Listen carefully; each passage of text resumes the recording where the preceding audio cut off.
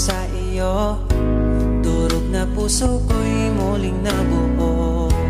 Ininom mo ang sugat na aking nararamdaman.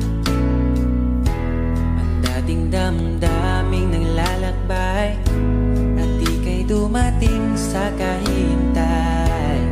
Di nasasayangan